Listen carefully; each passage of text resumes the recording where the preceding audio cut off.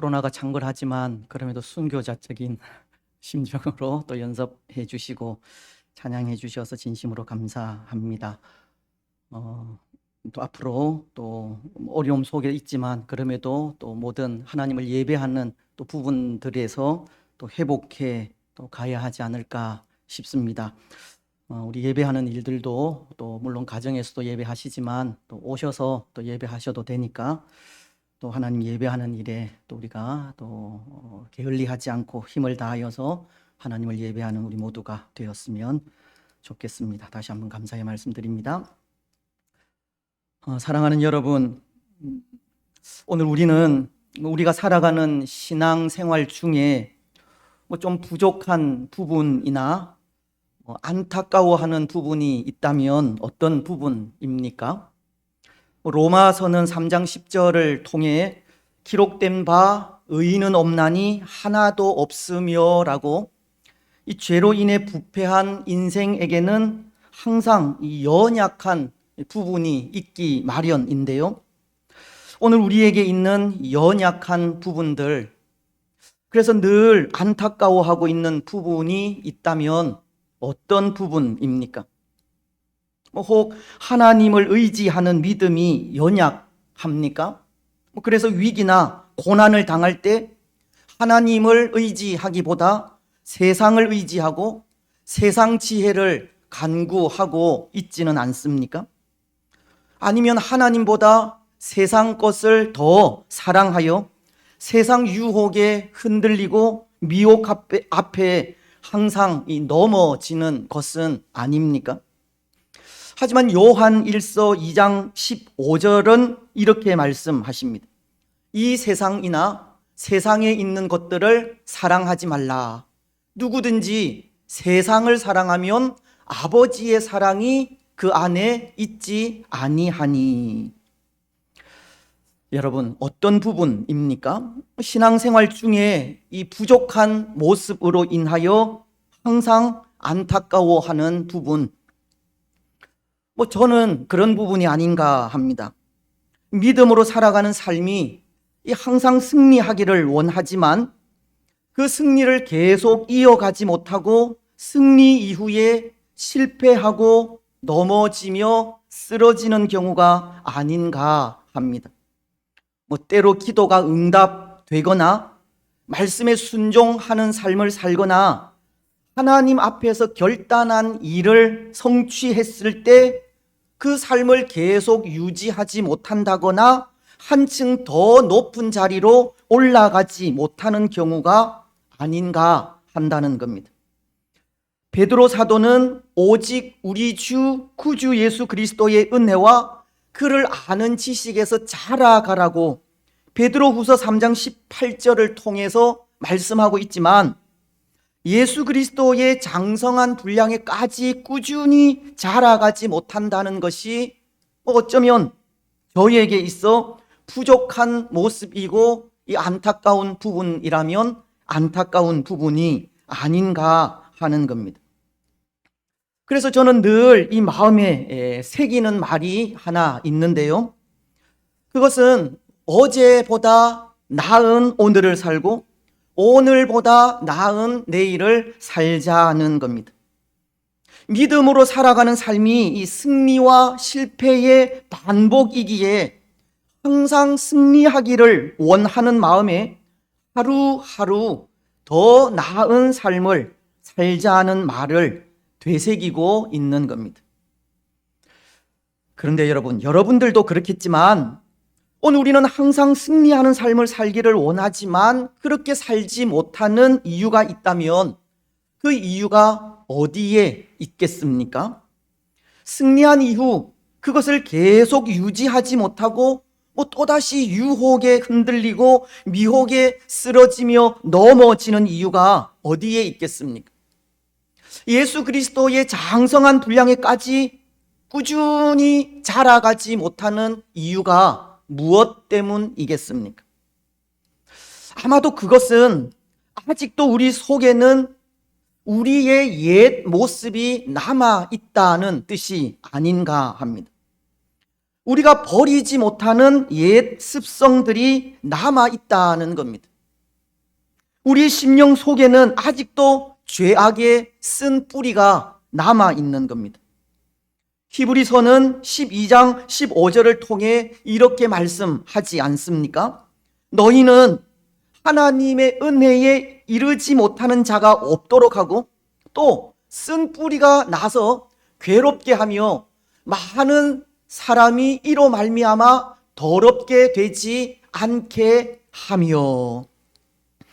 여기 쓴 뿌리는 이 신명기서 29장 18절 말씀에서 반영한 것으로, 이 신명기서의 말씀은 이 쓴 뿌리를 독초와 쑥의 뿌리라고 하는데요, 이것은 이스라엘 백성들이 우상을 섬기는 이방인들과 함께 살아감으로 그 영향을 받는다는 의미로, 그들이 영향을 받은 그 우상 숭배를 버리지 못하고 그것을 통해 주위 사람들에게 잘못된 영향을 끼치는 것을 말씀하는 겁니다. 근데 우리 속에는 그렇게 남아있는 쓴 뿌리가 있고 그것으로 인해서 항상 승리하는 삶을 살아가지 못한다는 것입니다. 쓴 뿌리를 통해서 항상 넘어지고 쓰러지는 겁니다. 그래서 칼빈 선생님은 이런 말을 했습니다. 우리의 삶은 이 세상에서 결코 완전하지가 않다는 말입니다. 세상을 살아가는 우리의 인생은 비록 믿음을 가졌더라도 실수와 실패 투성이라는 겁니다. 우리가 살아가는 삶은 성화되어 가는 과정의 삶이지 결코 완전한 삶이 아니라는 겁니다. 천국에 들어갈 때까지 예수님을 닮아가는 삶이 우리의 삶이고, 이 세상에서는 결코 예수님과도 같은 삶을 살 수 없다는 겁니다. 물론 그럼에도 우리는 예수님과도 같은 삶을 살아가야 하지만 이 세상을 살아가는 우리의 삶은 결코 완전한 삶을 살 수가 없는 겁니다. 그래서 빌립보서 2장 12절이 권면하는 것이 있는데요, 두렵고 떨림으로 구원을 이루어 가라는 겁니다. 그러므로 나의 사랑하는 자들아, 너희가 나 있을 때뿐 아니라 더욱 지금 나 없을 때에도 항상 복종하여 두렵고 떨림으로 너희 구원을 이루라. 여기서 말씀하는 구원은 우리가 예수님을 믿을 때 단번에 이루어지는 영생을 말씀하는 것이 아니라 성화, 즉 예수님을 닮아가는 삶을 말하는 것으로, 항상 두렵고 떨림으로 예수님을 닮아가라는 것을 권면하고 있는 겁니다. 말씀 안에서 항상 겸손하게 살아가고 진실하고 정직하게 살아가며 하나님을 두려워하면서 그 삶을 통해 예수님처럼 살아가라는 것입니다. 그렇습니다. 사랑하는 여러분, 때로 오늘 우리에겐 아직 우리가 버리지 못한 옛 습성들이 남아있기는 하지만 그럼에도 예수님을 닮아가는 이 성화를 이루어 가시기 바랍니다. 이 쓴 뿌리가 우리를 주장하지 않도록 항상 두렵고 떨림으로 구원을 이루어 가시기 바랍니다. 그래서 그 삶을 통해 승리하는 삶을 살되 항상 승리해 가는 우리들이 되시기를 바랍니다. 여러분, 오늘 삼손도 보십시오.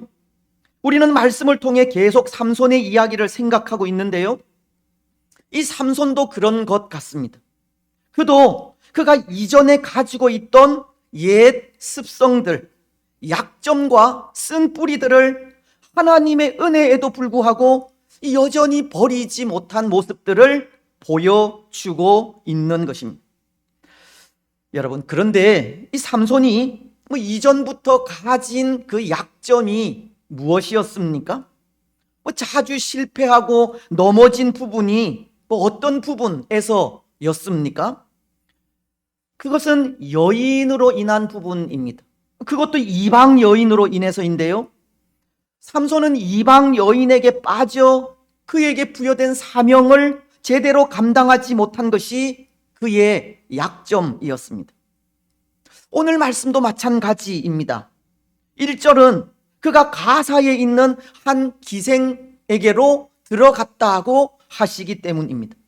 삼손이 가사에 가서 거기서 한 기생을 보고 그에게로 들어갔더니, 여기 이 기생은 지난번 이 삼손이 염소 새끼 한 마리를 들고 찾아가기까지 사랑한 이 딥나의 한 여인과는 달리 이 매춘을 업으로 하는 이 창녀를 말하는 것으로 이 삼손은 이 여인과 간음을 저지르게 된 것입니다.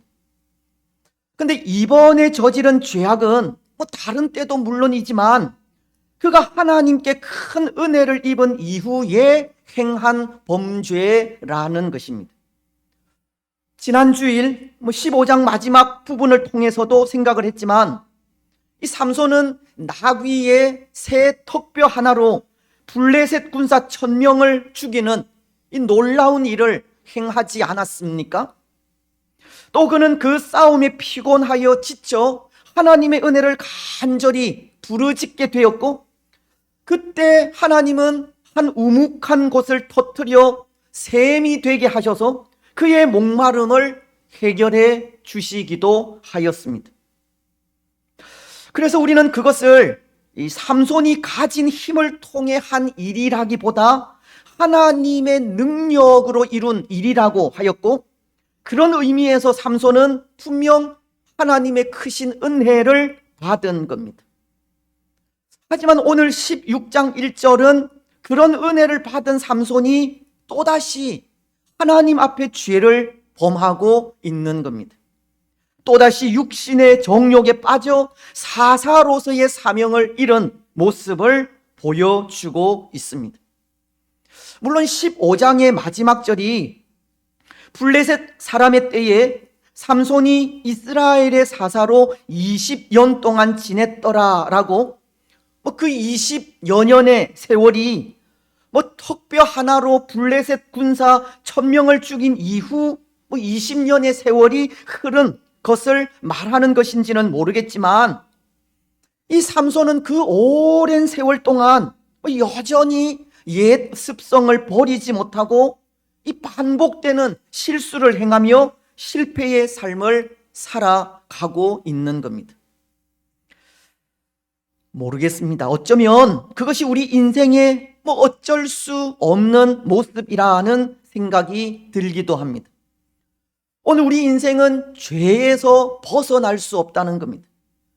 부패하고 패역한 것을 이길 수 있는 능력이 없다는 겁니다. 그래서 자주 언급하는 말씀이지만 사도 바울은 로마서 7장 24절을 통해 이렇게 고백을 한 것입니다. 오호라, 나는 곤고한 사람이로다. 이 사망의 몸에서 누가 나를 건져내랴.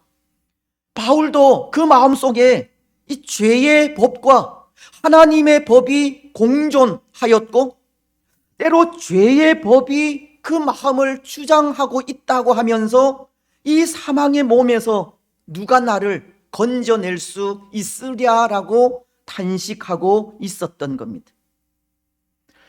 그런데 여러분, 사실 그것은 오늘 우리들도 마찬가지이지 않습니까? 오늘 우리도 여전히 죄된 본성 안에 머물러 있다는 겁니다. 우리 안에 예수님을 믿음으로 성령으로 거듭난 자아가 있음에도 여전히 남아있는 죄악된 본성도 있고, 그것과의 싸움에서 패배하여 계속되는 실패의 삶을 살아가고 있는 겁니다. 삼손과도 마찬가지로 똑같은 죄를 반복하여 짓는 경우도 있고, 알고도 이기지 못하는 죄들도 있으며, 죄와 더불어 그것을 즐기기 위하여 범죄하는 경우도 있는 겁니다. 여러분, 혹 오늘 우리가 하나님 앞에 범죄하게 된다면 어떤 경우입니까? 삼손처럼 똑같은 죄를 반복하여 짓는 경우입니까? 아니면 알고도 이기지 못하여 범죄하는 경우입니까? 그것도 아니면 죄와 더불어서 즐기기 위하여 범죄하는 경우입니까? 아마도 세 가지 경우에 다 해당하는 것도 같은데요. 오늘 우리는 정말 사도 바울의 고백처럼 이 곤고한 사람이 아닐 수가 없습니다. 그런데 혹 모르겠습니다.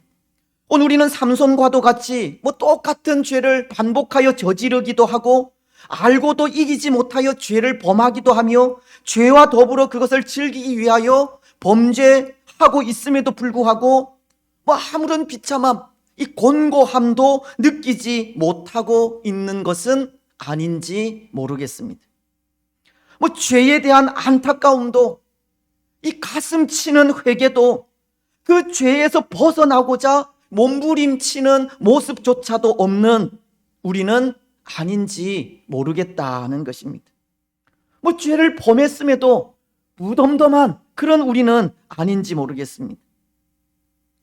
만약 그렇다면 오늘 우리는 세상 사람들과 다를 바가 어디에 있습니까? 세상 사람들은 그런데요, 하나님이 없다고 하면서 부패하고 가증한 악을 아무렇지도 않게 행합니다. 시편이 53편 1절을 통해 이렇게 말씀하기 때문입니다. 어리석은 자는 그 마음에 이르기를 하나님이 없다 하도다. 그들은 부패하며 가증한 악을 행함이요 선을 행하는 자가 없도다. 세상 사람들은 하나님이 없다고 하면서 죄를 아무렇지도 않게 대하고 아무렇지도 않게 행하는 겁니다. 마찬가지로 오늘 우리도 죄에 대한 안타까움도, 이 가슴 치는 회개도, 그 죄에서 벗어나고자 몸부림치는 모습이 없다면 하나님이 없다고 하면서 죄를 아무렇지도 않게 대하고 행하는 세상 사람들과 다를 바가 없는 겁니다. 그렇지 않습니까? 하나님을 알고도 하나님이 없는 양, 하나님 앞에서 살아가지 않는다면 이미 그 사람은 그 생각이 허망하여진 겁니다. 로마서는 12장 1장 21절을 통해 이렇게 말씀하시기 때문입니다. 하나님을 알되 하나님을 영화롭게도 아니하며 감사하지도 아니하고 오히려 그 생각이 허망하여지며 미련한 마음이 어두워졌나니. 하나님을 알지만 이 죄에 대해 아무 감각이 없다면 이미 그 심령은 무너진 심령이고 그 마음은 선을 행할 수 없는 마음이 된 것입니다. 그런데 여러분, 이 죄에 무감각한 사람들에 대해 하나님은 로마서 1장 24절을 통해 이런 반응을 보이십니다. 그러므로 하나님께서 그들을 마음의 정욕대로 더러움에 내버려 두사 그들의 몸을 서로 욕되게 하게 하셨으니. 하나님은 그 마음이 원하는 그대로 내버려 두신다는 겁니다. 이것을 신학적인 용어로 유기라고 하는데요, 하나님이 없다고 하면서 죄를 아무렇지도 않게 대하고 아무렇지도 않게 행하는 자들을 죄 가운데 그대로 내버려 두시는 겁니다. 하지만 그럼에도 이 창세전에 그리스도 안에서 선택된 하나님의 백성들에 대해서는 구원의 손길을 펼치십니다. 그 죄에서 벗어날 수 있는 길을 열어주신다는 겁니다. 때로 하나님은 하나님이 없다고 하면서 죄를 아무렇지도 않게 대하고 아무렇지도 않게 행하는 자들은 유기, 즉 죄 가운데 그대로 내버려 두시지만 그 죄를 안타까워하면서 가슴 치는 회개를 하며 그 죄에서 벗어나고자 몸부림치는 자들에게는 살 길을 열어주신다는 겁니다. 아마도 오늘 삼손의 경우가 그런 경우가 아닌가 생각되는데요, 2절은 이렇게 말씀합니다. 가사 사람들에게 삼손이 왔다고 알려짐에 그들이 곧 그를 애워싸고 밤새도록 성문에 매복하고 밤새도록 조용히 하며 이르기를 새벽이 되거든 그를 죽이리라 하였더라. 삼손이 여전히 그의 옛 습성을 버리지 못하고 이 반복되는 죄에 빠져 가사에 있는 한 여인에게로 들어가게 되자 그 사실이 블레셋 사람들에게 알려지면서 그들이 삼손을 애워싸기 시작한 것입니다. 블레셋 사람들은 삼손을 잡기 위해 밤새도록 성문에 매복하여 이 새벽이 오기를 기다리고 있었기 때문입니다. 삼손에게는 또 한 번의 위기가 찾아온 것입니다. 그런데 여러분, 오늘 이 삼손은 그가 당한 이 위기 속에서 무엇을 생각했을 것 같습니까? 그는 아마도 자신이 이 위기에 처한 사실을 알게 되었을 텐데요. 3절 상반절이 삼손이 밤중까지 누워 있다가 라고 한 것은 그가 맞은 위기를 이 직감하고 있었다는 뜻이기 때문입니다. 여러분, 이 위기를 직감한 그 상황 속에 이 삼손은 무엇을 생각하고 무엇을 하였을 것 같습니까? 아니, 이 상황 속에 삼손이 할 수 있는 일이 무엇이겠습니까? 저는 생각에 그 자신의 죄와 허물을 내어놓고 이 뼈저리게 후회하고 뉘우치며 회개했을 것이라 생각합니다. 반복하여 짓는 그 죄를 내려놓고 탄식하면서 하나님의 은혜를 구하지 않았을까 생각합니다. 마치도 20여 년 전 라맛 레히라는 곳에서 이 나귀 턱뼈 하나로 블레셋의 군사 1000명을 죽이고 난 이후 심히 목말랐을 때 하나님의 능력을 간구하며 간절히 부르짖은 그때를 떠올리면서 이 자신의 죄를 회개하며 다시 한번 하나님의 은혜를 달라고 간절히 부르짖었을 것이라는 겁니다. 사실 그 상황 속에 믿음을 가진 사람들이 할 수 있는 것은 그것밖에 아무것도 없습니다. 사도 바울도 그렇지 않습니까? 그는 빌립보라는 곳에서 복음을 전하며 귀신 들린 여종을 예수님의 이름으로 구원한 일이 있었습니다. 그때 그 여종을 통해서 수익을 보던 주인들이 바울을 고소하여 감옥에 갇히게 되었습니다. 바울로서는 죄로 인해 위기를 맞은 삼손과는 달리 예수님 때문에 옥에 갇히는 위기를 당하게 된 것인데요. 그때 바울이 한 일이 있습니다. 기도하고 찬송한 일입니다. 사도행전은 16장 25절을 통해 이렇게 말씀하고 있습니다. 한밤중에 바울과 실라가 기도하고 하나님을 찬송하며 죄수들이 듣더라. 때로 바울은 죄도 없이 억울한 일을 당하게 되었지만 그 앞에 할 수 있는 일이 기도밖에 없었습니다. 그러자 그때 이런 일이 생기게 되었습니다. 사도행전 16장 26절은 이에 갑자기 큰 지진이 나서 옥터가 움직이고 문이 다 열리며 모든 사람의 매인 것이 다 벗어진지라. 이 바울이 위기 상황 속에 하나님께 기도하고 찬송하자 갑자기 큰 지진이 발생하게 된 것입니다. 그리고는 옥터가 움직이고 문이 열리게 되었으며 죄수들의 손발을 채웠던 착고마저 벗어지게 된 겁니다. 물론 바울은 이런 일을 위하여 기도하지는 않았겠지만 이 바울의 찬송을 하나님께서 기뻐 받으신 것이고 바울이 드린 간절한 기도를 통해 하나님께서 그렇게 역사하신 겁니다. 바울의 기도와 찬송을 통해 하나님께서 역사하신 일이라는 겁니다. 하나님은 그의 백성들이 기도할 때 일하시는 분이고 그의 백성들이 찬송하며 하나님의 영광을 나타낼 때 그 찬송을 받으시고 응답하시는 분이기 때문입니다. 여러분, 그렇습니다. 하나님은 하나님의 백성들이 기도할 때 일하십니다. 하나님의 백성들이 찬양하며 하나님의 이름을 높일 때 그 찬송을 기뻐 받으시고 응답하십니다.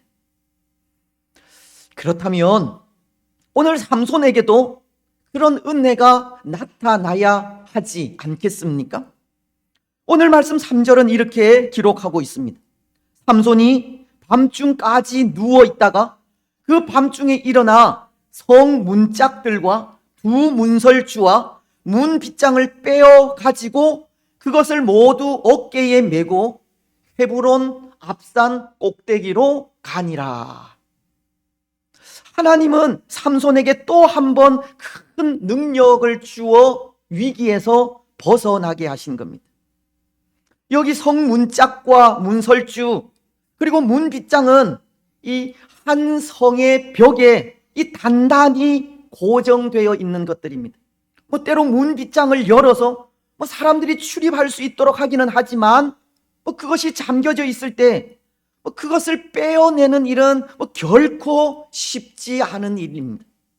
하지만 삼손은 이 성문의 모든 구조물들을 빼어낸 실로 인간의 상상을 초월한 엄청난 힘을 보여준 것인데요, 하나님의 도우심으로 인해서입니다. 삼손은 그가 당한 위기 속에 자신의 죄를 회개하면서 하나님께 부르짖었고, 그 부르짖음을 들으신 하나님은 사람이 행할 수 없는 능력을 통해 삼손을 위기에서 건져 주신 겁니다.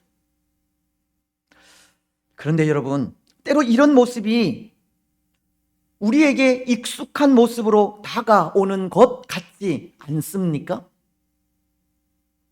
이 사사시대를 살아가는 이스라엘의 그 행태를 보여주는 모습이기 때문입니다. 이스라엘이 범죄하면 하나님은 범죄한 이스라엘을 징계하시고, 그 징계에 회개하여 부르짖으면 사사를 보내어 구원하시는 이 사사시대 이스라엘의 삶의 패턴을 이 삼손을 통해 그대로 보여주고 있는 겁니다. 이 사사시대는 그 시대가 흐르면 흐를수록 백성들뿐만 아니라 지도자인 사사까지도 이 타락한 모습을 보이고 있다는 것을 전해주고 있습니다. 마치 오늘 우리가 살아가는 이 시대에도 이 가면 갈수록, 흐르면 흐를수록 더 깊은 죄 가운데 빠져드는 것과도 같습니다. 사실 오늘 이 시대는 혼돈의 시대입니다. 전 세계적으로 혼란의 시대입니다. 최첨단의 과학을 누리는 시대이므로 임에도 이 무속적인 것들이 사라지지 않는 시대이고, 고도로 문명화된 사회임에도 이 거짓말을 밥 먹듯이 하는 시대입니다. 우리 상상을 초월할 정도로 빠른 정보가 오고 가는 시대이므로 임에도 이 전쟁을 막지 못하는 시대이기도 합니다. 급속하게 변해가는 시대의 흐름이 이 안정이 아니라 혼란만 가중시키는 이 혼돈의 시대가 되었다는 것입니다. 어쩌면 이제는 이전의 모습을 회생할 수 없을 정도로 하나님을 떠나 이 그릇된 길로 접어든 것이 아닌가 생각이 될 정도입니다. 오늘 이 시대처럼, 이 시대도 사사시대처럼 시간이 흐르면 흐를수록 더 깊은 죄악 가운데 빠져드는 그런 시대를 맞이하게 되었다는 것입니다. 하지만 여러분, 오늘 말씀은 이 삼손을 통해 분명한 사실 하나를 가르쳐 주고 있는데요, 그것은 이런 혼돈과 혼란의 시대에도 분명한 살 길이 있다는 것입니다. 아무리 시대는 돌이킬 수 없는 상황에 이르고 지도자들까지 부패하여 사명을 잃어가는 시대라 할지라도 그 죄를 깨닫고 회개하면서 하나님의 은혜를 간절히 부르짖으면 또 한 번 하나님의 도우시는 은혜를 입을 수 있다는 겁니다. 오늘 삼손이 그의 죄로 인해 또 한 번의 위기를 맞이하게 되었지만, 이 죄악 속에서 부르짖은 그 부르짖음이 가사의 성문짝을 빼어 헤브론 앞산까지 가지고 간 것을 보여주므로 이 블레셋이라고 하는 나라는 언젠가 이스라엘의 하나님 여호와 앞에 진멸될 것을 보여주고 있듯이 이 혼란스러운 시대 속에서도 인내하며 예수 그리스도를 믿고 의지하며 나아가면 분명 구원의 길이 열리게 된다는 것입니다. 마태복음은 24장 12절로 13절을 통해 이렇게 말씀하십니다. 불법이 성함으로 많은 사람의 사랑이 식어지리라. 그러나 끝까지 견디는 자는 구원을 얻으리라. 비록 시대는 혼란스럽고 점점 더 깊은 죄 가운데 빠져가는 시대라 할지라도 믿음으로 끝까지 견디면 구원을 받게 된다는 겁니다. 그렇습니다. 사랑하는 여러분, 위기 속에서도 구원을 얻는 길은 예수 그리스도를 붙들 때입니다. 오직 하나님의 은혜를 구하며 부르짖을 때입니다. 회개하며 기도할 때 하나님은 일하십니다. 오늘 우리는 구주이신 예수 그리스도 안에 거하시기 바랍니다. 예수 그리스도 안에서 회개하며 주의 은혜를 소망하시고 믿음으로 인내하며 구원을 이루어 가시기 바랍니다. 그래서 회개함으로 부르짖고 믿음으로 인내하는 삶을 통해 구원의 은혜를 누리시기 바랍니다. 이제 말씀을 맺겠습니다. 사랑하는 여러분, 오늘 우리 인생은 연약한 인생입니다. 실수할 수도 있고 실패할 수도 있으며 쓰러지고 넘어질 수 있는 존재라는 겁니다. 때로 승리의 삶을 살기도 하지만 또 실패하기도 하는 존재입니다. 반복되는 죄를 범하기도 하고 알고도 이기지 못하는 죄를 범하기도 합니다.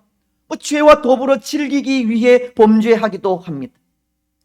하지만 중요한 것은 실패한 모습 그대로를 들고 하나님 앞에 서서 믿음으로 하나님의 은혜를 간구하는 일입니다. 죄악된 모습 그대로 나와 솔직하게 우리의 잘못을 시인하고 용서를 구하는 일입니다. 여러분, 오늘 우리는 우리의 연약함을 고백하면서 우리의 죄와 잘못을 회개하시기 바랍니다. 하나님의 은혜를 간절히 부르짖으며 나아가시고 도우시는 은혜를 소망하시기 바랍니다.